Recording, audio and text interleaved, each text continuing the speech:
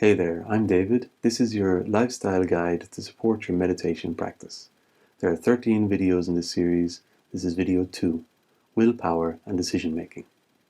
Our brains have evolved to allow us to process information at a cognitive level which is far superior to other animals. Our prefrontal cortex, located in the prefrontal lobe of the brain, allows us to focus our attention, to predict the consequences of our actions, and to manage our emotional reactions. Our prefrontal cortex also allows us to hypothesize and to plan for the future and to make decisions, along with a whole series of other functions. As a result of having a more evolved brain, we possess greater willpower, and so we're able to demonstrate more and more self-control. Now, it must be remembered that willpower is like a muscle, and in order to strengthen this muscle and to maintain its strength, it needs to be exercised.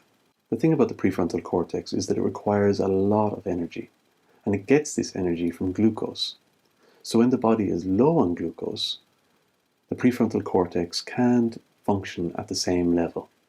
So what happens is other parts of the brain, less evolved parts of the brain, take control.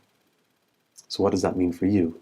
This means that your behavior and the things that you do might be more reactionary or more emotionally driven. Have you ever found yourself standing in front of a fridge, the door wide open, you're looking in, there's plenty of food, and you can't decide what to eat? Well, if you're hungry, then your body's blood sugar level is low, and so your prefrontal lobe can't make that decision as easily. And if you're very, very hungry and your blood sugar level is very, very low, not alone can you not make the decision, but you might become irritable and even get angry. You might be thinking that a quick sugar fix will do the trick. It'll work for a few minutes, but it'll soon wear off and you'll crash, and then you'll end up feeling even more depleted. So the real solution, the best solution, is to eat healthy meals at regular intervals. And I'll be talking about food and eating in another video in this series.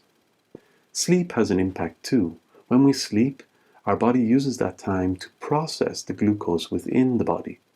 So if we're cutting ourselves short on sleep, then the body doesn't have all the time it needs to process that glucose, and that will impact on the amount of energy available to our prefrontal cortex.